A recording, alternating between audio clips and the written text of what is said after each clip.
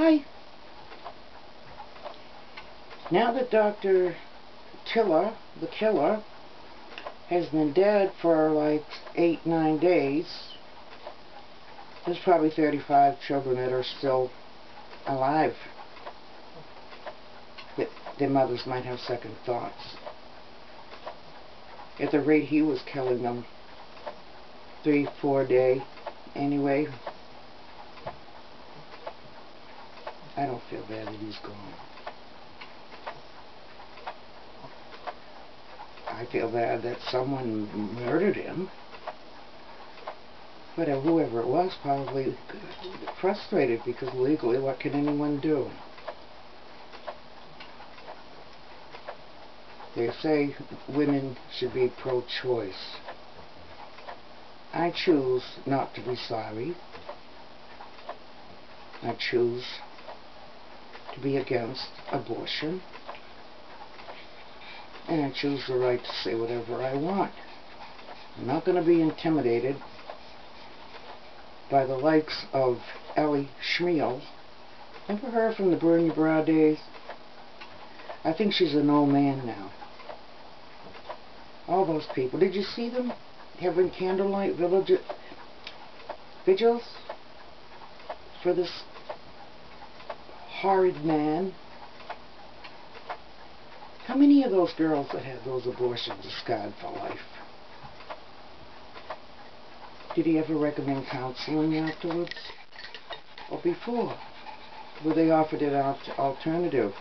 Were they shown what an aborted fetus looks like? Were they sent to groups that would help them as unwed mothers bring their babies to term? I don't think so. I think they just lined up at his door. I think he just patted him on the head and said, maybe on the ass, see you next year. He probably was very cavalier. They said he had a great sense of humor. Laughing all the time. Happy, happy, happy. I have known doctors, and when they had to deal with death, they bring it home. They didn't come home laughing. A real doctor is there to save his patients, not kill them. And they feel bad when they can't save them. Some of them get into drugs, some of them alcohol. It's just so difficult dealing with the life and death and family situations. Every one of those infants that was murdered had a father who probably had no say in it. 2 sets of grandparents who were helpless. This man used the most horrific means to kill these babies. Even abortion doctors complained that he was aborting babies for the flimsiest of reasons. All because 35 years ago a woman asked him for an abortion and he said no, and she died. 60,000 babies had to die for that one awful experience. So he's gone. Good riddance. Yay! Let's get on with it. And these pro-choice women, choice for you. Yeah, all these young women, these old broads, Ellie Schmiel, I told you, I think she's an old man now. The lights, her lights, Hillary, all of them. The loony left always thinks that they're helping people. And what they do is make things worse. Look at what they want to do with the Guantanamo Bay prison. Those guys walk around together. The only 3 terrorists were ever waterboarded. And there have been hundreds of terrorists, suspected terrorists, or people that just got in the way, that have gone through that detention center. They have it good there. They say he's going to close Guantanamo. You know what I said? Make a little sign, put it out there, Sunnybrook Farm, and keep the prison. If it says Sunnybrook Farm, then the whole world won't hate us, I guess. You bring them to the United States. I mentioned this before. They're going to be in solitary. They're going to be on lockdown.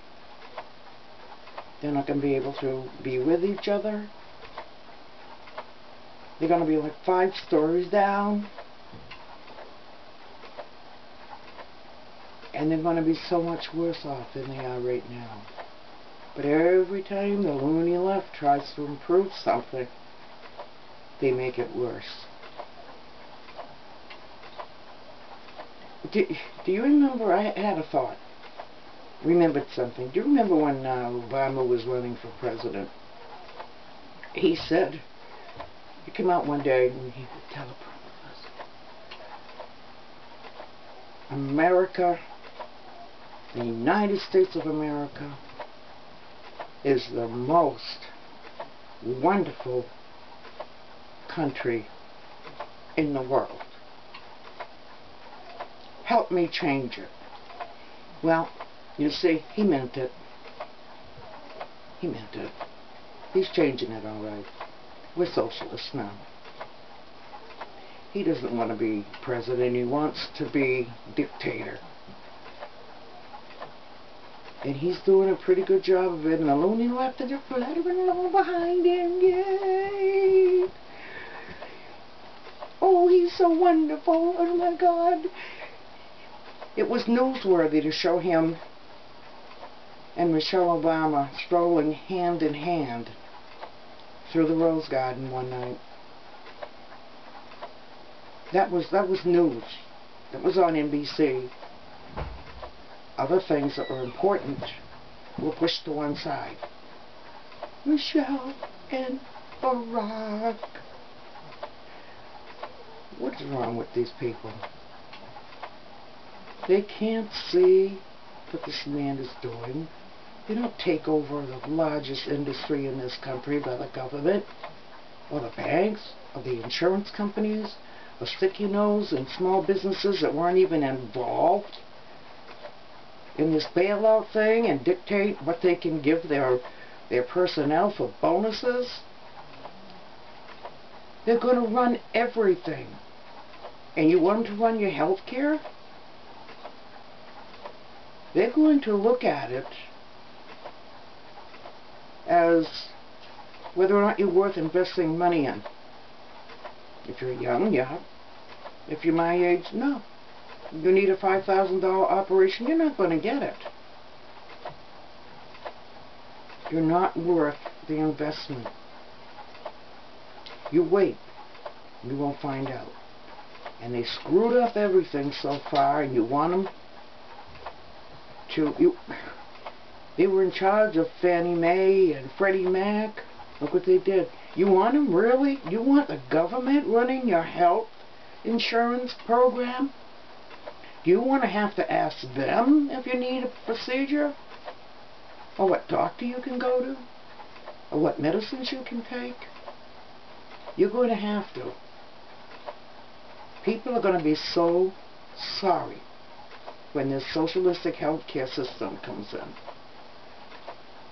I pray that it won't, but you know, it probably will. Barack has gotten everything else he wanted. He's going to take care of you from cradle to grave. He's going to be the government is going to be your daddy and mommy. And you're going to take from the people who work and give it to the layabouts. Give it to the people who don't work. Because we should share with the have-nots. Yeah, that's right. But not able-bodied have-nots, please. There is something wrong. Why isn't the liberal, loony left waking up? That's it. Pray for our soldiers.